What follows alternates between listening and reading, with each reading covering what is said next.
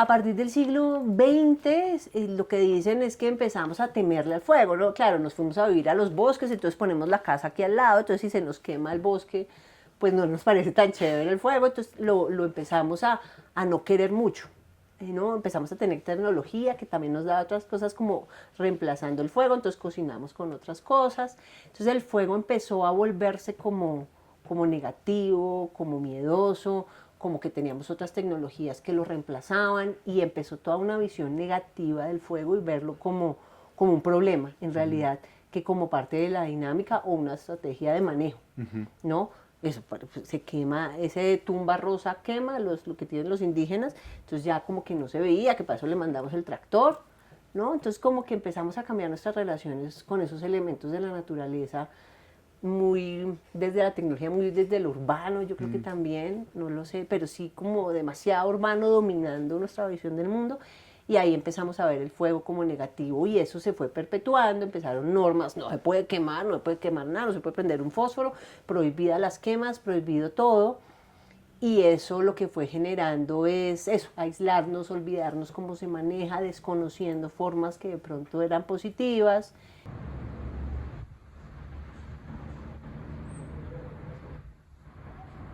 Bueno, Ángela Parrado Rosselli, gracias por estar acá en una entrevista en el vagón de 070. Vamos a hablar sobre ecología, sobre el fuego. Gracias. Gracias, Santiago, por Bueno, invitarme. em, tú tienes una formación, hiciste una carrera en biología, ¿cierto? Sí. Pero terminaste luego estudiando temas de ecología. ¿Cómo, digamos, se da ese camino para llegar a estudiar? O sea, quiero empezar preguntándote por el tránsito de empezar a estudiar biología, allá a estudiar las relaciones entre las cosas, los seres vivos, los ecosistemas. Pues biología en general siempre ha tenido un enfoque muy de ecológico en la Universidad de los Andes, donde estamos. El enfoque era muy fuerte en ecología, estaban grandes profesores como Jaime Cabellier, como Carlos Alberto Arturo Mejía, ¿no? Que tenían un enfoque ecológico muy fuerte. Entonces, era como los que más lo inspiraban a uno, movían masas de estudiantes. Y ahí empezó, a mí me gustó siempre la ecología y me gustaba la bioquímica, mucho. Okay. Pero entonces salió una oportunidad de trabajar en el Amazonas con comunidades indígenas y pues también con unos holandeses que tenían un proyecto allá con comunidades y con ecología. Y entonces para el trabajo de pregrado yo voy y ahí empecé y ahí empezó mi historia con la ecología. Empecé estudiando como eso se llama relaciones planta-animal, dispersión de semillas, toda la parte como de producción de frutos y flores de los bosques amazónicos. ¿En qué Eh, parte del Amazonas era esto? en la mitad de la nada. ¿Cerca a qué? ¿Qué río? Araraquara, A ¿se la Araraquara. acuerdan de, cómo se llama? Germán Castro Caicedo, las tumbas, ¿cómo se llama? No, las tumbas, era No, la cárcel de Araraquara. sí, Mira, el penal la de agrícola. Perdido en el Amazonas, él se pierde, él se escapa de la cárcel de De la Araraquara, cárcel. allá, en la mitad de la nada. Era una zona donde se venía investigando con una ONG holandesa que se llamaba Tropenbos, que todavía existe, y ahí era todo un estudio sobre ecología de bosques. Y ahí empecé, y ahí seguí, y me quedé 12 años estudiando el Amazonas, Ah. y viviendo allá 6 años, y ahí empecé todo, ahí empezó, hace mucho tiempo. Bueno, tú actualmente, desde el 2006, corrígeme si la fecha está bien, eres profesora en la Universidad Distrital Sí, en la maestría de manejo, uso y conservación del bosque. sí, sí, sí. ¿Sí? Pues en ingeniería forestal, y la maestría es más reciente, se creó como en el 2012 y yo entré como a reforzar la maestría, pues fuimos como del grupo creador y ahí entramos. Háblame un poco de la maestría, en qué consiste eso y sobre todo, cuál es la diferencia, o sea, explícame cada una de esas palabras, manejo, uso y conservación, porque siento que a veces Es lo mismo, pero sí, es igual. Sí, es lo mismo, pero es ok, igual. Es como las diferencias entre profesores, entre escuelas. Creo que buena parte se debe. El manejo de los bosques es el todo, donde uno conserva haciendo cosas para conservar, desde poniendo una cerca, que uno hace una acción activa de poner una cerca, hasta generar una norma, pero también de acciones de recuperación, de gestión. Entonces, manejo en un principio es como la palabra integradora, Pero entonces ahí en los debates de cómo la armábamos y cómo la formulábamos, no, pero es que el uso tiene que ser importante porque el uso de los bosques es una forma de conservarlo, porque si tú no lo usas te estorba y lo vuelves centro comercial. Entonces ¿Y el uso está dado por qué tipo de prácticas? Uso como las que relaciones de la gente con el bosque, Ya. si desde uso de ir a turistear y a caminar por el bosque, Eso hasta es uso. sacar fibras Claro. del bosque. No hay usos directos, indirectos, entonces sacar fibras del bosque, pues el bosque me sirve. Si yo ya no tengo ese bosque, no tengo esas fibras o esa madera que saco del bosque. Entonces, el uso y la conservación, que era como, no, el preservar, pero el preservar también es una acción de manejo. Entonces, en todos los debates, bueno, debemos los manejos uno uso y conservación, como dejando claro que la aproximación de manejo tenía esos dos enfoques, era como la idea. Pero sí, pero en principio se puede llamar maestría en manejo de El bosques. manejo de bosques sí estaría englobando todo Claro, lo otro. pero no para todo el mundo es tan claro. Ok. Entonces era por eso. ¿Y manejo entonces está desde lo que me dices, poner una cerca o emitir una norma? O... Claro, eso es una gestión. Manejo en inglés es management, ¿no? Que es gestión, Ya. en realidad es administración. Ya. Gestión del bosque podría exacto, manejo y gestión son sinónimos. Ya. Acá a veces no se siente tan claro, pero sí. Son sinónimos. Son relativamente sinónimos. Entonces son manejos directos de yo ir a sembrar matas, a manejos de gestión, de administración, de decisiones que se toman alrededor de un sistema. Y en este caso, pues, los bosques, era como en su globalidad, los bosques tanto naturales como mixtos, ¿no? Un poco creados por nosotros. Ok. Ven, y el tema, o sea, la ecología, ¿cómo entra ahí? O esto hace parte, digamos, de los estudios en ecología o el manejo de los bosques es específicamente, obviamente, un ecosistema que es un bosque, pero la ecología ahí, ¿cómo cuál es la...? La ecología son las interacciones entre los seres vivos y su medio ambiente y su entorno ambiental más y ahí estamos nosotros y estamos los seres vivos, plantas, animales, hongos y ese entorno, digamos, ambiental, climático que tenemos alrededor. Y esas interacciones pues son fundamentales porque es nuestra forma de entender cómo se manejan, ¿no? Si hay cierto tipo de relaciones históricas entre unas plantas y unos animales y nosotros ahí metidos con un clima, pues ahí hay que entender muy bien cómo funcionan para poderlo gestionar, Ya. ¿no? No puedes pretender, es como a veces un profesor habla, uno no puede pretender restaurar una zona que históricamente fue un humedal queriéndola volver bosque, es más o menos, entonces tú tienes que entender cómo funciona, cómo son sus interacciones para saber cómo la recuperas o no la recuperas o la dejas que siga su rumbo que debería seguir. Entonces por eso entra la ecología, como esas relaciones que existen para poder intervenirlas o no. Ok. ¿Qué es la ecología del fuego? Bueno, entonces son las interacciones, hablábamos que ecología, ¿no? Interacciones entre seres vivos, el ambiente, nosotros, con un disturbio que se llama, entonces le metes un disturbio que se llama fuego. Entonces estamos ahí, como el fuego ha existido desde que el planeta existe, ¿no? Entonces los volcanes, y uno ve todo ese Big Bang y todo ese vulcanismo, desde siempre ha existido el fuego, entonces es cómo son esas interacciones en los ecosistemas, plantas, animales, seres vivos, nosotros, temperaturas, aspectos climáticos, con una situación particular que se llama fuego, que existe porque hay oxígeno, hay combustible, que es vegetación, y hay fuentes de ignición. Entonces ahí entra cómo interactuamos con el fuego, cómo los animales, las plantas se relacionan con ese fuego, bien sea que les siente mal, les siente bien, les guste, no les guste, nosotros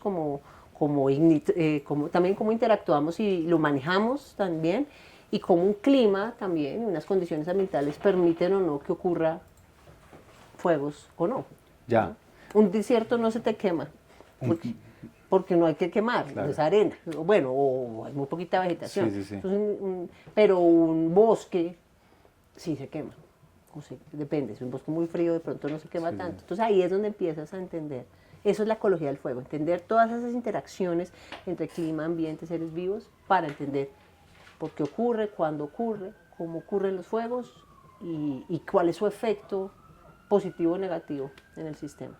Esto último que acabas de decir me parece chévere porque hay como tú ya me dirás, según lo que ves, sobre todo en este país, la relación que tenemos con el fuego tiende a ser como negativa o como a pensar que el fuego hay que... El demonio de Tasmania. Sí, es una visión más del siglo XX, pero en el mundo, en realidad no es solo de Colombia. digamos, somos civilización, hemos comido. La comida que nos comimos y nos fue mejor fue a partir de cocinarla, porque antes nos comíamos eso lleno de bacterias, ahora la cosa cocinada, pues de pronto ya nos sentaba mejor, eliminábamos cosas. Entonces el fuego ha existido siempre y en la cultura de nosotros nos permitió desarrollarnos, generar situaciones más limpias, abrigarnos, aislar los depredadores, etc. Entonces, y los ecosistemas muchos se han incendiado, se queman porque es su dinámica. A partir del siglo XX, lo que dicen es que empezamos a temerle al fuego, ¿no? Claro, nos fuimos a vivir a los bosques, entonces ponemos la casa aquí al lado, entonces si se nos quema el bosque, pues no nos parece tan chévere el fuego, entonces lo empezamos a no querer mucho, ¿no? Empezamos a tener tecnología que también nos da otras cosas como reemplazando el fuego, entonces cocinamos con otras cosas, entonces el fuego empezó a volverse como negativo, como miedoso, como que teníamos otras tecnologías que lo reemplazaban y empezó toda una visión negativa del fuego y verlo como un problema, en realidad, que como parte de la dinámica o una estrategia de manejo, ¿no? Eso, se quema, ese tumba rosa quema lo que tienen los indígenas, entonces ya como que no se veía, que para eso le mandamos el tractor, ¿no? Entonces como que empezamos a cambiar nuestras relaciones con esos elementos de la naturaleza, muy desde la tecnología, muy desde lo urbano, yo creo que también, no lo sé, pero sí como demasiado urbano dominando nuestra visión del mundo, y ahí empezamos a ver el fuego como negativo y eso se fue perpetuando, empezaron normas, no se puede quemar nada, no se puede prender un fósforo, prohibidas las quemas, prohibido todo, y eso lo que fue generando es eso, aislarnos, olvidarnos cómo se maneja, desconociendo formas que de pronto eran positivas, y así se ve. En Estados Unidos, en una época, los robles, les fascina sus robles, ellos son los reyes del roble, empezaron a notar que el roble se estaba desapareciendo. Y era, ¿cómo así que se está desapareciendo? Y claro, empezaron a relacionarlo con la prohibición de los fuegos, de las quemas, de todo eso. Entonces ahí se dieron cuenta, no, entonces la relación ser humano, roble, fuego. Es así.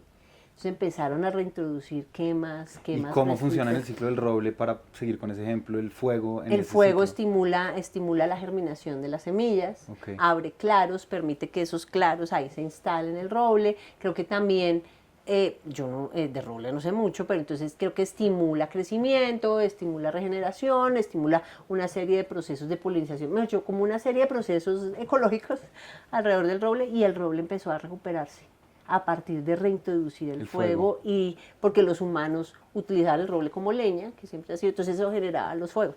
Entonces ahí empieza como a darse cuenta, esto no es solo apagando y evitando que se queme, sino hay unas relaciones más fuertes. Claro. Entonces ahí empieza como una nueva mirada, yo creo que eso por ahí, toda esa parte de retomar esas relaciones con el fuego por ahí, hace 30, 40 años, como volverlas a mirar. Ajá. Sí. Y en Colombia, dos preguntas por ese lado. ¿Cómo llegó esa mirada acá o cuál es el estado actual de esa mirada en relación al fuego? Pero también, ¿qué especies podría uno pensar que les guste el fuego o que el fuego sea parte de su ciclo, así como dices el roble? Sí, pues digamos, aquí también entró, eso se llama las políticas de supresión. O sea, no se puede prender nada, ¿no? Nada se puede quemar, prohibido quemar, etcétera. Entonces aquí en Colombia esas son las políticas, las normas, las leyes, prohíben quemas, se permiten quemas pero en sistemas agriculturales, pero en los bosques nada. Y eso generó que no supiéramos nada, porque como el fuego no era parte natural del sistema, pues siempre es un error, ¿no? Sí. Entonces nunca aprendimos de qué se regeneraba después de un fuego, qué especies estaban asociadas a los fuegos, porque no era un elemento, no lo hemos considerado como un elemento propio de los ecosistemas. Entonces ahí empezamos a olvidar un poco, no sabemos, y eso es lo que estamos tratando de aprender. Entonces ya últimamente pues se ha empezado hay más gente que está estudiando ecología del fuego, se han ido a formar afuera, están estudiando acá. Entonces ahí sí han comenzado medio a ampliar la mirada, pero todavía nos falta muchísima información. De pronto no solamente que el fuego sea parte de los ecosistemas, sino de asimilar lo que además es una nueva realidad, porque ahora los ecosistemas se incendian más, eso sí es claro. En la crisis climática esto se está quemando más, entonces lo asimila, entonces es empezar a abrir un poco más la cabeza de solo No, a punta de helicópteros con toneladas de agua y apagar esto no va a ser. Hablemos de eso, porque a inicios de este año 2024, en este momento estamos grabando en un mes de lluvia, noviembre, pero en enero y febrero. Ya hace un mes, Sí. en otros lados. Ah, bueno, en otros lados, exacto. Pero en este lugar geográfico en el que nos encontramos aquí muy cerca se incendiaron Se incendió. los cerros orientales. Antes de que empezáramos a grabar hablábamos de eso. Para empezar, hablando sobre ese tema, los cerros orientales en este momento son un paisaje propenso al fuego. ¿Cómo es la relación de los cerros con el fuego, con los bosques que hay? Sí, la respuesta es sí, son bastante propensos al fuego. ¿Por qué? Porque este sistema, estos ecosistemas que tenemos son muy transformados, ¿no? Esto se llama la Reserva Forestal Bosque Oriental.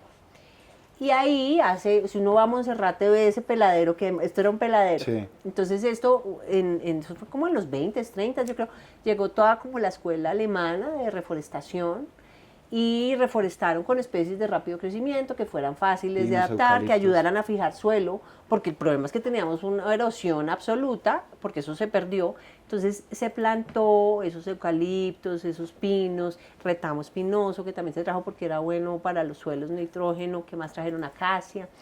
Y esas especies son de zonas que les gusta el fuego. Entonces en Australia, que eso allá todo se quema, usted mira y todo, y se tiene que quemar, y la gente se demanda al Estado cuando no le hacen quemas. Entonces los eucaliptos, ¡buah!, de un sistema completamente inflamable, los pinos también de sistemas inflamables, ¿qué más? Las acacias, bueno, las leguminosas en general son de sistemas inflamables, el retamo de Mediterráneo inflamable, entonces entonces le metimos cosas inflamables que son como 6.000 hectáreas, 7.000 hectáreas, o sea, es un juro. Y por otro lado, la vegetación nativa, que sí es mucho más húmeda, pensábamos que menos inflamable, pero por lo menos no tendría a quemarse. Son sistemas que son demasiado húmedos, que su propensión a quemarse es muy bajita. Entonces, tenemos ese sistema de lleno de especies, hay que asumir lo que es un sistema actualmente, un sistema bastante propenso al fuego, porque le gusta. Porque los pinos germinan, se regeneran, florecen cuando hay fuego, porque el eucalipto también le gusta quemarse, al retamo le fascina quemarse y le sienta bien porque todas sus semillas germinan, se ponen divinas, rebrotan. Entonces, ese sistema que hay ahora, pues esa parte exótica, que se llama vegetación, le gusta inflamable. Y lo que está al lado, que es lo nativo, ahí hay como una mezcla de cosas que no conocemos bien. Los páramos tienen cierta propensión a inflamarse por los pastos, porque es pajonal, y cuando se seca mucho, pues se puede quemar. Claro, eso no se sabe muy bien cada cuánto, si es en realidad natural o no, pero pues el pasto se quema más fácil que... son pastos gruesos, pero igual cuando hay mucha sequía, pues tiende a quemarse, y la vegetación, digamos que empieza ya bajando el páramo, que es el subpáramo, el bosque andino.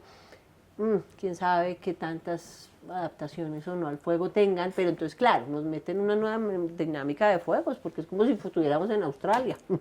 Claro. Entonces nos toca asumirlo, o lo reemplazamos, que puede ser una opción, o asumimos que es un sistema inflamable y lo manejamos como tal. Ok.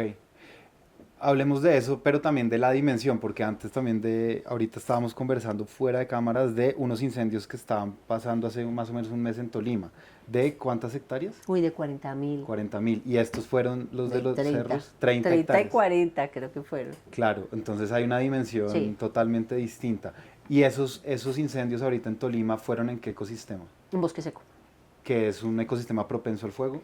¿O No, depende? estamos averiguando. Ya, ok.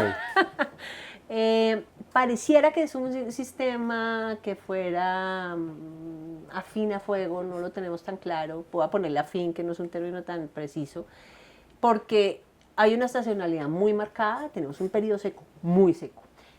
Se caen las hojas, ellos son caducifolios, entonces se caen las hojas así como en el otoño en Estados Unidos, ¡buah!, todo se cae las hojas, entonces hay mucho material combustible seco en el suelo. Eso, la estación seca es muy, muy seca, y ahorita cada vez con esta crisis tiende a ser más seca. Entonces tiene mucho combustible, tiene un factor climático, y ahora nos falta la fuente de ignición. Es una zona históricamente influenciada por vulcanismo, la zona de los valles interandinos. También parece que la actividad de rayos puede tener algún rol, pero no lo tenemos tan claro, entonces pareciera que tuviera cierta relación histórica, pero eso es lo que estamos averiguando. Y comunidades humanas igual asentadas Claro. desde hace, tenemos registros como de 10.000 años. Ah. Entonces, Ahí puede. ahí hace rato se está quemando, pero no tanto. Un incendio de 40.000 hectáreas es una cosa muy loca. Enorme. Sí, igual es una cosa desproporcionada, es un gran incendio. Se llama grandes incendios forestales, ¿no? Que es como una nueva etapa a lo que nos estamos enfrentando como planeta. Entonces sí es una cosa loca que no vamos a poder apagar igual, o eventualmente no vamos a poder apagar. Que es diferente a 30 hectáreas que se quemaron. ¿Y cómo se relaciona o cómo hay que empezar a pensar la relación con esos grandes incendios de más de 1.000 hectáreas? Porque uno también, como persona ignorante que es en muchas cosas, ve noticias de grandes incendios en Australia, en Chile, el año pasado, en California, en Canadá, y uno dice, pues fue puta, que tenaz, pero al mismo tiempo, pues como estamos diciendo, tú estás diciendo, eso también hace parte de unas dinámicas, pero esos grandes incendios igual hay que permitirlos, o ¿cómo se relaciona, hay que relacionarse con esas magnitudes? Lo que pasa es que hay un parámetro que se llama el régimen de disturbio. Entonces, lo que hace la ecología del fuego es estudiar el disturbio fuego.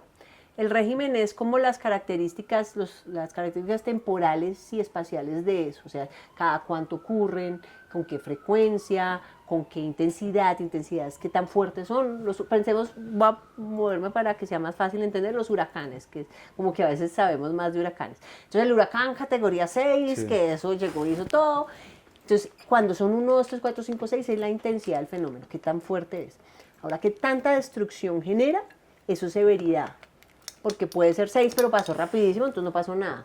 O puede ser 1, pero se quedó ahí, entonces destruyó mucho. Entonces, eso es parte del régimen. Entonces, la severidad, que es qué tanto daño causan, la intensidad. ¿Y eso se mide también en una escala de 1 a 6? En una escala, no. Pero en una escala. No, pero es como la intensidad, la altura de la llama y energía liberada. Lo que pasa es que eso casi no tenemos datos. Y entonces la intensidad y la severidad, qué tanto daño generó, qué tanta biomasa se perdió, qué tanto sistema se afectó. Y entonces eso, digamos, los sistemas que son dependientes o independientes del fuego tienen un régimen particular. En un sistema que es dependiente del fuego puede ser que los fuegos sean cada 10 años. No. Por ejemplo, las sabanas del Orinoco, no sé, se queman cada 5 años, ¿no? Pero de una forma leve, superficial, que no genera tanto daño. O en otros lados son mucho más intensos, pero tienen un régimen. Lo que ha pasado no solamente con la crisis climática, sino con nosotros, es que hemos alterado ese régimen. Ya. Entonces, como ya no dejamos que se queme, entonces se acumula combustible, y eso es la bomba atómica. Eso pasa mucho en California. Porque como la gente se fue a vivir al bosque y entonces el bosque es lindo y entonces no volvieron a dejar que se quemara, pues eso lo que generó fue una acumulación de combustible, no se hizo manejo forestal, que es toda la eliminación de combustible apropiado, ¡bum!, la bomba atómica.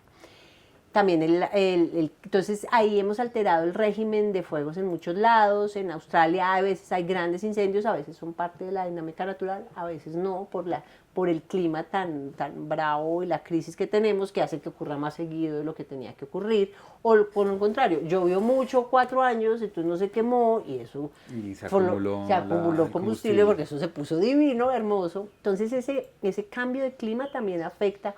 Y por eso puede generar esas grandes bombas de tiempo para un lado o para el otro. La lluvia y que llueva mucho también es malo para los fuegos porque ahí se acumula más combustible y todo se pone lindo y hermoso y claro, cuando llega la sequía. La sequía es bomba atómica.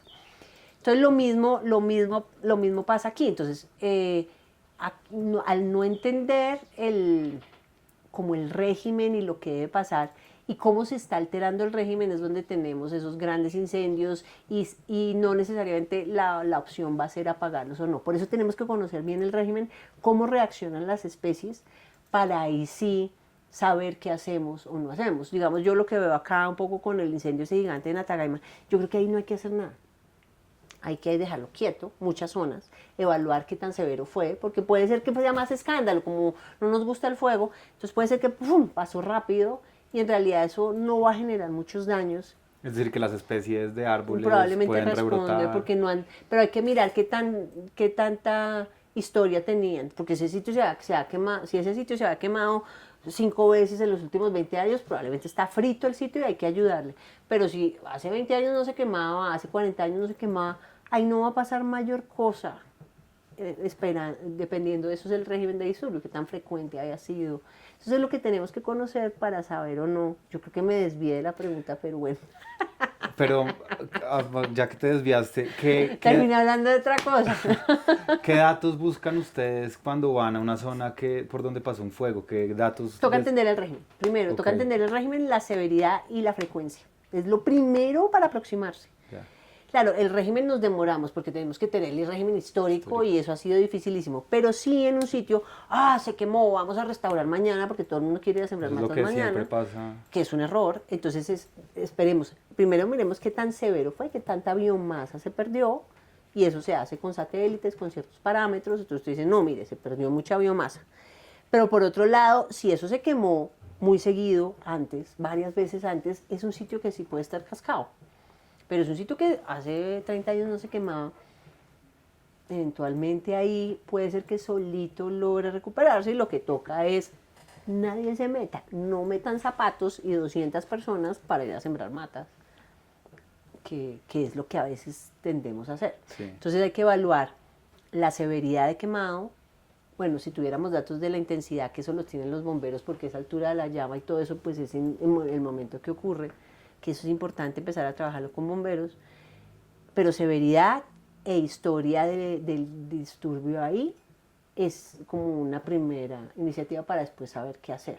Y claro, y para entender realmente qué tanto el fuego hace parte o no, es tratar de reconstruir el régimen, pero también mirar si las especies o no se logran adaptar, regenerar. Claro, alguien va a sufrir, siempre nos preocupamos mucho como por los mamíferos, pobres los mamíferos, sí, pero hay más cosas que solo mamíferos. Hay plantas que de pronto pueden responder, hay abejitas que les gusta que esté abierto el sitio porque pueden polinizar más fácil, hay plantas que florecen o no, hay aves que miran, hay murciélagos que ven esos sitios despejados, bueno, también son mamíferos, pero esos sitios despejados son una opción para colonizar. Entonces a veces como que solo nos enfocamos en unos cuantos individuos que sin duda, ahí va a haber muertes, claramente, y árboles que se van a morir, y animales que se van a morir. Pero en general la población o el ecosistema puede ser que no le afecte tanto. Entonces, y por ejemplo, los microorganismos, o sea, los hongos, las bacterias, porque el otro día me pasaron un podcast de una ecóloga de fuego que trabaja en Estados Unidos y habla de cómo detectar o no han detectado hongos y bacterias en el humo. Pero no sé, eso es algo que ustedes ahorita están trabajando. No tenemos ni idea, porque hasta ahora como que nos estamos aproximando mucho desde las plantas, ha sido como nuestra aproximación, estamos empezando a mirar cosas desde los mamíferos, pero desde murciélagos. Es como lo que hemos empezado a mirar y un poquito de aves. Eso es lo que llevamos nosotros. Pero bueno, en otros lados, por ejemplo, han encontrado que las hormigas les va súper bien con la llegada del fuego porque como que les abre, les ayuda como en el ciclaje y todo y ellas son felices, prosperan. Entonces eso, yo creo que hay unos trade-offs ahí, unos les va bien, unos les va mal. Claro. Y esa sumatoria de bien y mal es lo que nos va a dar una visión del ecosistema que tanto se relaciona, ¿no?, con el fuego. No porque una especie solita o unos individuos de una especie les fue mal, no quiere decir que todo el sistema es sensible, que eso es a veces lo que tenemos que mirar. Y otra cosa, una aclaración, otra cosa son los incendios en la Amazonía que son para deforestación, que ahí sí es tumbar y quemar, es otra vuelta, porque lo usan como motor, pero no como, a veces eso, que a veces acá se va y se quema, claro, provocado, pero puede ser, pero no hay una tumba deliberada para hacer un potrero, exacto. Ya, listo. Ahorita con lo que decías en la respuesta anterior sobre los ecosistemas, te quería preguntar sobre otros ecosistemas, por ejemplo, el bosque húmedo tropical, ¿es propenso, no es propenso? No, en un principio se asume que es sensible, los bosques húmedos son sensibles, digamos los ecosistemas sensibles son los que no han tenido fuego durante su dinámica, tienen combustible, pero no ha sido parte de su evolución, entonces probablemente las especies no tienen cómo responder a eso. Pues más, entonces si se quema, pues toca ayudarles o esperar ahí a una recuperación, pero sí sufren mucho, casi toda la comunidad sufre, claro, eventualmente habrá una que otra especie que le va bien, pero en general el sistema completo sufre por el fuego y no ha tenido el fuego como evolución. En cambio, un sistema adaptado es un sistema que necesita el fuego, incluso que florece, que le pasan cosas positivas a muchas especies producto del fuego, es como la diferencia. Y hay sistemas que son completamente independientes, que es lo que te decía, los desiertos. Un desierto no se quema, a no ser que sembremos comilla de leyva lleno de árboles para que se quemen. Claro. O como el Chocó, los bosques muy húmedos del Chocó, eso ni siquiera es sensible, sino probablemente independiente, porque en 7.000 milímetros de lluvia ahí nunca va a haber un incendio, pues por ahora, ¿no? Claro. Entonces... Claro, claro. Y me puedes recordar cómo, o sea, que han visto con las aves y con los murciélagos, bueno, esto que les sirve que haya como más claros. Pues ahí vamos, digamos, hemos visto en general que eso, que cuando hay como un solo fuego en un periodo de tiempo largo, como en 20, 30 años, no, el efecto no es negativo incluso, pues en bosques secos, ¿no? El efecto no necesariamente es negativo, genera ciertos procesos, estimula ciertos procesos, estimula procesos, eso se llama teoría del disturbio intermedio, que igual es en ecología, pero como que no le va mal, como que se permiten ciertos espacios para las especies, ahí prosperan cosas. El problema sí es la frecuencia. Entonces, cuando tenemos frecuencias muy seguidas, en esos sitios sí hemos visto que las poblaciones decaen, que las interacciones cambian negativamente, se pierden interacciones. Entonces, ahí, pero ahí hemos descubierto como un grupo de especies que aguantan mucho, que son interesantes para en procesos de restauración, como manejarlas, ¿no? Ya. Bueno, en una clase que estaban dando, dieron hace unas semanas de Ecología del Fuego en la Distrital, estaban recolectando información en los cerros justamente. ¿Qué lograron encontrar o qué han podido ver como después de varios meses de los incendios de enero en los bosques de los cerros? Pues que a los pinos no les pasó nada. Aunque hubo un incendio de copa, que sí se perdió parte de las copas, eso pues fue el mal menor. Pero los individuos, muchos siguen No, vivos. eso no pasó nada. Pero sí, entonces varias cosas. Primero, que eso está lleno de combustible. O sea, hay que hacer un manejo ahí de combustible porque hay una acumulación muy grande de combustible. Y que eso, el efecto a los pinos son muy bajitos porque tenían tanto combustible, pasó relativamente rápido, claro, un poco de incendio de copia, pero en general no hubo mayor afectación. Pero por otro lado sí se afectó la zona como de su páramo, bosque nativo, que es ya el bosque andino alto, eso sí se afectó y sorprendentemente supremamente inflamable. ¡Fua! Se quedaron los palitos. Eso es lo que da cuenta es un poco la sensibilidad en términos de que son altamente inflamables, pero vimos algo muy bonito que se llama rebrote. Ajá. El rebrote es que la misma plantica le empieza a salir, como cuando hablan del piecito, sí, ¿no? Entonces, a partir de las raíces que quedaron vivas, empezaron a salir nuevos individuos. ¿De nativas? O de las mismas nativas. O sea, se quedó el palo, el chamizo, pero acá abajo, como en la raíz, están saliendo nuevos brazos, digamos. Entonces eso se llama rebrote. ¿Y eso es un indicador de que le puede...? Que se recupera, pues que aguantó el fuego. No sabemos qué tan rebrotadora es, claro, pero digamos que aguantó fuego y se están recuperando. Entonces ahí hay que tener mucho cuidado, por eso siempre hay que esperar un tiempo después de los incendios, porque a veces, estos palos se quemaron y los cortan, y eventualmente no, porque está creciendo, sino que la raíz quedó viva y de ahí empieza a sacar nuevo. Es el mismo individuo, pero un nuevo fuste, un nuevo palo. Ya, pero es interesante. Vimos rebrote lindo. Porque pues como que está esta idea de que las plantas invasoras o exóticas son necesariamente muy inflamables y las nativas no son inflamables y como que esto un poco desvirtúa eso. Sorprendente que fueron tan inflamables, pues eso sí. Puede ser también por su sensibilidad, pero interesante que fueron muy inflamables, ¿no? Que por eso es que la inflamabilidad hay que verla como con diferentes ojos. Entonces, se incendiaron, se quemaron mucho, pero y las otras no, y puede ser como la intensidad y la severidad. Por eso es que es tan importante evaluar. Cuando se pierde mucho, es porque la severidad fue muy alta, de pronto ahí estaba muchísimo más seco, y entonces el tiempo de residencia de pronto fue mayor ahí, porque en la zona de pino, como no hay sotobosque, sino solo las acículas, y estaba muy húmedo, porque finalmente, entonces se movió rápido. Solamente se quema como la capa superficial y se mueve rápido. mientras que aquí de pronto sí estuvo más tiempo, hay helechos, hay pajonal, entonces ahí hay como una Los mezcla de helechos, por cosas. ejemplo, que son inflamables. Son inflamables, Ya. sí, y son invasorcitos así, Ok. plaguita. Ok. Entonces, eso sí está lleno ahorita de... Pero lo que ¿Y a más eso habría me que hacerle sorprende- manejo? ¿O qué? Claro, que no ese lecho genera que el sistema se vuelva más propenso. Y ahí sería Entonces hay que hacer el manejo de retirarlo. retirarlo, de hacer. El otro que también es bastante inflamable es el chusque, que es como, Sí, sí, es como un un bambú bambucito. criollo. Ese bambú también se instala mucho y ahí hay unas zonas altamente llenas. Entonces ahí lo que vimos así es que hay que hacer un manejo forestal de cerros, porque hay muchas zonas con mucha acumulación de combustible. Hay que hacer buenos modelos de manejo combustible, que creo que eso es importante. Y por otro lado, entonces esos modelos de combustible, pero por otro lado vimos regeneración buena de lo nativo.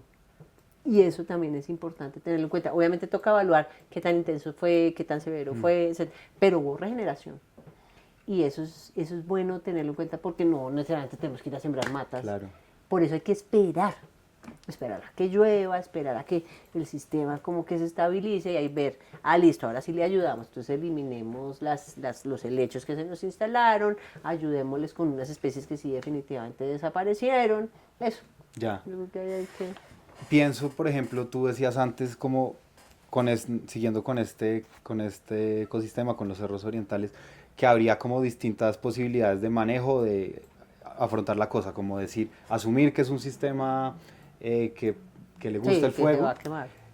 o hacer un recambio también, como una cosa, pero Sí. si digamos asumiéramos lo primero y decimos son los árboles que hay, es el bosque que hay, no vamos a emprender una cosa de reforestar con árboles nativos. Supongo que también un componente que hay que tener en cuenta es el tema del humo para la gente que vive en la ciudad. ¿O cómo es ese tema? ¿Cómo hay que pensar eso? Bueno, hay que verlo de varias formas. Primero, una opción y que se ha hablado mucho es reemplazar, ¿no? Reemplazar y volverlo nativo. A mí honestamente me parece irrealizable. Eso ¿Por no el sale de tamaño aquí, o ¿no? qué? Por el tamaño, son como 6.000, 7.000 hectáreas, reemplazar eso aquí en este frío que no crecen las cosas tan rápido como en zonas bajas. Entonces, primero, ¿no? Entonces, ese reemplazo no es tan sencillo.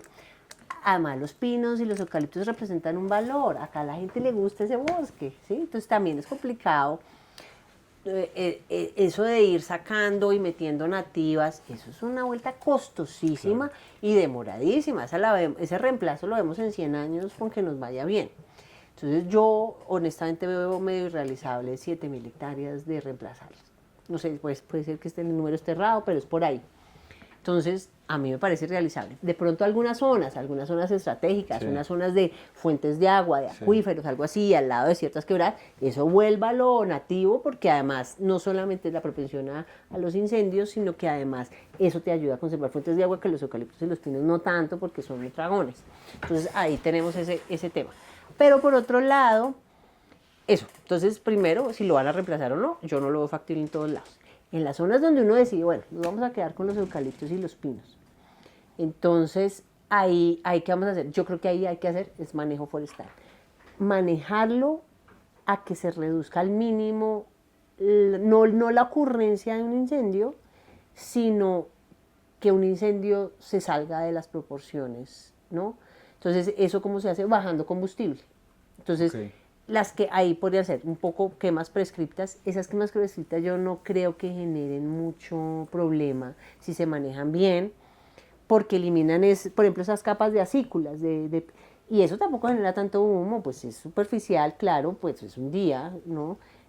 Obviamente hay que tener clara pero una cosa es cuando se quema todo el bosque y otra cosa es cuando se quema esa capita superficial de acículas, que es poquito el humo que genera, depende de la época y cómo se maneja.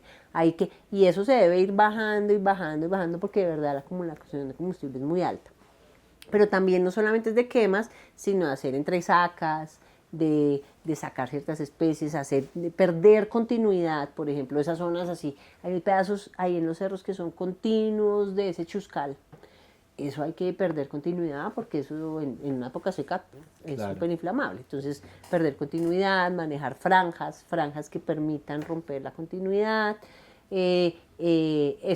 mirar cómo esa transición del bosque nativo con plantación, esa transición es menos inflamable, porque si viene el incendio desde el bosque plantado, que es lo exótico, y entra al bosque nativo, ahí es donde nos cuenta se va, se quema el bosque nativo. Sí. Entonces ahí hay que hacer esa transición menos inflamable con franjas, ¿no? Con pérdidas de continuidad, con especies que de pronto sean más inflamables. Pues yo creo que hay un plan, que plantear un buen plan de manejo de todo, asumiendo que esto se va a quemar más. Pero que la idea es que el incendio no... la idea un poco en el manejo del fuego es que esto de pronto se queme, pero que no sea una cosa catastrófica o un incendio de quinta generación que es como una bomba atómica y que pues genera los pánicos y las consecuencias. Hay gente que vive muy cerca aquí y eso es peligroso. Y toca hacer manejo para que no vean afectadas sus propiedades y todo eso, porque si una sequía muy marcada y otro incendio así, ¡oh! Ahí sí tenemos 6.000 hectáreas. Listo. Esto que me acabas de decir es lo que se entiende, porque leí por ahí una cosa que se llama régimen de incendio sostenible. ¿Es eso? Sí. De hecho, el régimen del fuego es lo que te decía, ¿no? Que tengamos... El régimen de fuego es como esa característica de ese disturbio en lo natural. ¿Cómo sería el régimen natural? O sea, cada cuánto se debería quemar, qué tan intenso es, qué tanto daño causa, y eso tenerlo claro para manejarlo. Y un régimen de incendio sostenible es que eso, asumiendo que esto se va a quemar, pero que no sea una cosa que nos enseñe, nos genere unos daños tenaces, tanto en salud, como en calidad del aire, como en la infraestructura, que es donde empezamos a tener problemas, ¿no? Entonces, asumiendo, esto se va a quemar, pero ¿cómo hacemos que los incendios sean unos fuegos, que sean controlables, que su impacto sea bajito, que no genere tantas pérdidas, ese tipo de cosas? Es como lo que pasó, a veces es más fácil poner ejemplos con otras cosas porque como creemos que el fuego es provocado, reciente, Dana, Ajá, lo de la gota fría en Valencia. Sí. Eso es una preocupación que normalmente ocurre, siempre. A ellos les pasa eso. El problema que fue que la gente... Entonces, claro, su magnitud fue muy fuerte porque producto del calentamiento del Mediterráneo, etcétera, entonces su magnitud fue muy fuerte y llovió lo que nunca había llovido. Pero sus efectos fueron altísimos por no haberla esperado.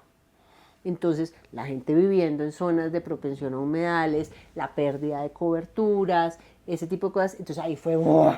Claro. Se inundó terrible. Claro, fue muy fuerte, hubiera generado daños igual, pero si de pronto no tuviéramos esa mala planificación, esa pérdida del ciclo hidrológico, ese tipo de cosas, su daño eventualmente hubiera podido ser menor. Es un poco con los fuegos también. Probablemente van a ocurrir otra vez fuegos, causados, no causados, porque como no son varios factores, es el clima, es el combustible y es la fuente de ignición, entonces va a ocurrir otro incendio. Bueno, entonces que se controle solo, que sus daños sean menores y que no nos impacte tanto. Y que controlarlo sea relativamente sencillo, ¿no? Y su recuperación tampoco, y que no genere tantos impactos para que la recuperación pues tampoco sea tan costosa. Ya. Antes de pasar a otros temas, quiero preguntarte por otras cosas. Estos planes de manejo en la reserva de acá de los Cerros Orientales, ¿eso a quién le corresponde? Porque hay como un solapamiento de entidades, está la CAR, está el Acueducto, está la Secretaría de Ambiente de Bogotá, eso a todas. Sí, yo creo que uno de los problemas de la reserva es como la múltiple superposición de actores, ¿no? Entonces por un lado está la Secretaría, está el Jardín Botánico, pues que también es un brazo de la Secretaría, está el Acueducto, que es dueño de unos predios, y está la CAR, que digamos, en un principio la CAR tiene toda la administración de la reserva, pero la zona de influencia de Bogotá, la Secretaría y el Jardín Botánico, y sumado a los predios privados del Acueducto. Entonces eso lo hace difícil esa articulación, yo creo, y la mirada. Incluir el manejo del fuego, no solamente para apagarlo, exacto, porque tienen el fuego como riesgo y que ocurra y cómo se reacciona, pero no cómo manejar y disminuir el asunto y incluirlo mucho mejor en ese plan de gestión. Entonces que se pongan de acuerdo ellos tres ha sido siempre muy difícil. Más encima mucho predio privado, ¿no? Entonces ahí vive gente. tenemos en muchas zonas gente viviendo, entonces son predios privados y ahí quién pone el dinero para un predio privado, ¿no? Entonces ahí tienen un problema, sin duda, pero lo que hablábamos la vez pasada con la profesora Sandra, que fue la que vino, dijo, el problema es que si usted no hace un buen manejo y usted se le incendia en las casas, ¿a quién demanda? Al Estado o al encargado de la administración. Lo demandan por las pérdidas económicas y ojalá no humanas que pudieran ocurrir. Entonces, por eso sí hay que hacer un manejo y mirar qué alternativas tienen, porque se incendian las casas y se le incendian los patrimonios a la gente y puede ser, acá hay gente que tiene casas de millones de dólares. Claro. ¿A quién le cae la demanda? Entonces, no es tan sencillo de decir, no, es que son predios privados y ahí no nos podemos meter. Yo creo que hay que buscar los mecanismos de articularse, porque esto tiende a empeorar, digamos, las crisis climáticas cada vez van a ser, pues la crisis climática es pan de cada día, ¿no? Claro. Bueno, Ángela, otro tema que vi que has trabajado es el tema del ecourbanismo y de la relación de las aves en espacios urbanos. Ah, me pillaste. ¿Estás trabajando en eso ahorita o eso es algo no tan reciente? Fue medio casual. No, Ok. digamos, sí hay cositas de lo urbano que me he intentado aproximar, como un poco por ejemplo, tenemos ahí unos, pero son con estudiantes, como cositas alrededor de las áreas protegidas, los valores, la gente, y esto fue con un estudiante de maestría que es un ornitólogo durísimo, y él entonces había hecho como un inventario de aves por aquí. Entonces, no, yo quiero trabajar, yo trabajo en dispersión y mucho esa parte de regeneración. Entonces, acá regeneración, yo dije, pero aquí todo es manejado por el jardín botánico, en realidad no tenemos mucho que hacer. Entonces, miremos otra cosa. Y ahí fue que se nos dio por averiguar cómo las aves sufrían con el urbanismo en Bogotá. Entonces hicimos, ahí está publicado, pero nos falta ahí las correcciones finales, de cómo la densidad de la construcción, una cantidad de variables urbanas, pero también los parques urbanos, cómo manejar los parques urbanos para que tengamos una diversidad como apropiada de aves. Entonces ahí fue bonito porque digamos, sí, pues las variables urbanas, la altura de los edificios y todo eso lo hacen, pues las aves sufren mucho, pero con buenas áreas, con buenos parques urbanos, es decir, que tengan buena diversidad, que tengan como diferentes estratos, diferentes niveles, eso compensa muchísimo, como la presencia ayuda a compensar una altura De un edificio. de un edificio. Entonces, zonas muy densas, pero con buenos parques, interesante cómo compensaban la presencia de aves. Estas aves eran las depredadoras, pues insectívoras. ¿Mirlas? No. De todo, estaban las mirlas y todo eso, pero entonces aves más nativas, digamos, no tan generalistas como las mirlas, se veían compensadas por buenos parques urbanos, que Ok. salió muy bonito. Y lo otro que vimos ahí es que las migratorias no les daba tan duro lo urbano. Y no sabemos por qué, creemos de pronto como ese efecto isla de calor de la ciudad, bueno, sumado a buenos parques urbanos, no les da tan duro, que pensamos que eran más sensibles a esa urbanización. Entonces, Porque dijiste ahorita generalistas respecto a las mirlas. Eso es significa como que que comen de todo, ¿no? Ya. Como que lo que sea y a donde sea y como sea. Es como que Y esas son aves que igual dispersan semillas, claro. sí, son dispersoras, pero son así como no tan chéveres. Claro. Porque les cascan a las pobres copetón. copetones, les cascan a todas. Entonces, no, están en todos lados por lo mismo. Son muy adaptables, digamos, muy plásticas. Entonces, son las que llaman generalistas. Pero cuando perdemos como ciertas relaciones más específicas es donde perdemos servicios, ¿no? Y eso es lo que queríamos mirar. Entonces salió lo más de bonito, pero es un trabajo con un estudiante de maestría. Ya. Bueno, dos preguntas ya para terminar. ¿Qué estás como leyendo, investigando ahorita, que te tiene como en este momento como interesada? La ecología del fuego. La ecología del fuego. Sí, digamos, yo soy nueva en ecología del fuego, en realidad estoy aprendiendo, porque hace como 10 años fue que trajimos el primer curso. Me escribió una argentina, oiga, yo tengo un curso de ecología del fuego y usted tiene una maestría, yo estaba de coordinadora de la maestría, hay una maestría y me parece que el curso puede ser pertinente. Yo le dije, bueno, venga. Y se vino con una gente que son eso, van quemando, haciendo quemas prescritas por donde se van encontrando. Era muy chocante para nuestra realidad que el fuego era el demonio. Entonces nos vinimos, hicimos el curso y a mí me encantó. Que como, wow, esto es otra forma de ver el mundo. Entonces, entonces vinieron y después hicimos otro curso y trajimos otra gente. Y yo entonces quedé como enamorada del tema y como eso, como que sentía que podía ser aplicable un poco como para esta situación cambiante. Entonces ahí fue que me empecé a entusiasmar y armé un proyecto y empecé a estudiar, porque los bosques secos pues son los que, exacto, se queman mucho en grandes áreas, grandes dimensiones. Entonces dije, pues metámosle la ficha a bosque seco, que además es un ecosistema que está en amenaza, que quedan 800 hectáreas, entonces 800.000 hectáreas, entonces metámosle la ficha. Y ahí empezamos a investigar el fuego. Entonces estoy fascinada con la ecología del fuego porque todos los días surge una pregunta nueva, hemos metido más estudiantes, hay unas dimensiones sociales muy fuertes de la gente, cómo ve el fuego, ¿no? Y cómo que lo desconocen, bueno, en fin.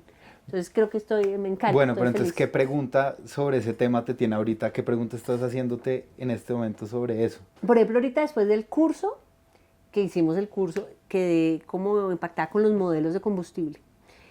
Los modelos de combustible, y que además son súper útiles para alertas tempranas, es entender cómo es, qué tan inflamable o no puede ser un sistema o no. Entonces, el modelo combustible se hace con experimentación y con los tipos de cobertura y con una cantidad de información de la vegetación. Y a esos hay un jurgo de modelos de combustible que te muestran que puede ser más inflamable, menos inflamable, pero por otro lado eso se cruza, digamos, con factores sociales, ¿no? Entonces yo al lado de un chamisero que se puede quemar facilísimo, tengo gente viviendo y haciendo ciertas prácticas, pues eso es la bomba. Mientras que probablemente tengo otro sistema donde no hay nadie, donde no tiene gente, está aislado, pero entonces es menos inflamable. Entonces ahí con eso haces modelos de combustible que sirven para alertas tempranas. Y eso es súper útil, bueno, para entender la propensión real de incendios, la real, no que es bosque y se va a quemar. Y para entender y para saber, para aplicación a los bomberos. Porque uno no puede mandar a un bombero a un sitio que es una bomba atómica, porque la estrategia de apagarlo va a depender de qué tengo ahí. Si eso es una zona complicadísima, súper inflamable, dificilísima, la estrategia de apagar es con, no sé, con agua o con una barrera o con otro fuego. A veces usan fuego para apagar. Eso lo hicieron ahorita. Entonces, fuego para apagar para que llegue y lo encuentre y lo sofoque, ¿no? Y no mandando a una gente con hacha y pala para apagar. En cambio, otras zonas que puede ser que sea menos riesgosa, ahí sí puedo mandar a gente directamente. Entonces es súper útil, es súper aplicable. De hecho, me parece que eso es lindo y que se debe hacer y tiene mucha experimentación. Entonces me parece como que combina todo, experimentación, aplicación para la gestión, eso. Chévere. Mm. ¿Puedo hacer una más? Una. Sí, sí. Listo. La última pregunta tiene que ver con otra cosa y es que tú estás vinculado a la universidad pública desde 2006. Sí. Y este año en particular, después de un atropellado proceso en la Universidad Nacional, lograron la comunidad universitaria que se respetara la consulta después de como muchas complicaciones y eligieran a un rector que la comunidad escogió. Y te quiero preguntar, en este momento, ¿cómo ves tú el panorama de la universidad pública en el país? El cambio. Cambio abrupto, de frente. Plop. Pues porque sé que igual, sí, ¿no? Porque pues llevas un Hay tiempo. como varias miradas. Yo estuve administrativa, estuve en un cargo directivo hasta hace poquito. Ajá. Entonces tengo como cierta visión al tema. El proceso de elección del rector igual es que eso depende de la ley 30. Y esa ley 30 en efecto ya está muy vieja. Entonces eso hay que actualizarlo. Entonces todo el mundo quiere que sea un proceso democrático, pero igual la ley 30 dice que el que elige es el Consejo Superior. Entonces ahí hay que mirar cómo los consejos superiores, digamos, generan normas. El de la distrital no es tan maluco, no que el Consejo Superior se reúne y nosotros decidimos, sino que tiene como pesos que a mí me parecen más chévere así, porque la democracia no necesariamente es acertada. Entonces tiene un peso para la elección, otro peso para la hoja de vida, porque podemos elegir a uno que no sabe, que nos ha pasado históricamente en este país. Entonces hay un peso para la hoja de vida, un peso para la elección, un peso para que no sea como tan dependiente de la elección y que tenga otros parámetros de mérito, digamos. Tiene otro peso como de entrevista, tiene otro peso. Sin duda hay que revisar esos pesos, pero a mí me parece que el de la distrital es bastante tiene más cosas que solamente que seas amigo, que no seas amigo, que lleguen unos cuantos. Entonces, ahí me parece. Porque eso, yo creo que 100% elección es un cargo finalmente muy académico. Volverlo tan político también me parece complicado. Entonces, yo creo que sí debe haber unos pesos. Sin Claro. duda, un peso muy fuerte de la consulta y que sea mandatorio, y por otro lado, hoja de vida, y por otro lado, Entrevistas, otros logros, dices, alguna sí. cosa. Pero eso, entonces yo sí creo que hay, pero eso depende de cada consejo superior. Entonces ahí hay unas autorregulaciones Ya. que hay que ir mirando. Pero por ejemplo, hay ahí unos, es que somos muy diferentes porque por ejemplo, en la nacional de hecho, se quería respetar la consulta del rector, pero no se respetó la consulta de decanos. ¿No? Entonces los decanos sí terminan. No, el que quedó de primeras en la elección, ese no se respetó, sino se nombró un decano, el que quería entonces dice uno, bueno, pero Al fin que- sí o no.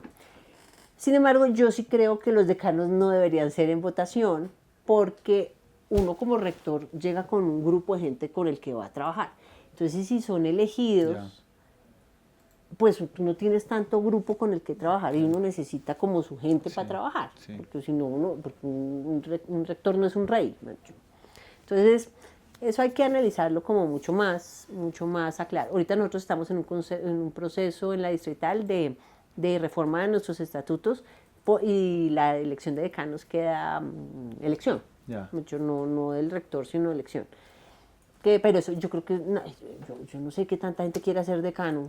Entonces ojalá consigan los votos porque no creo que sea tan sencillo. Eso es por un lado, pero por otro lado, pues exacto, yo creo que la ley 30, entonces hay que actualizarla, hay que mirarla.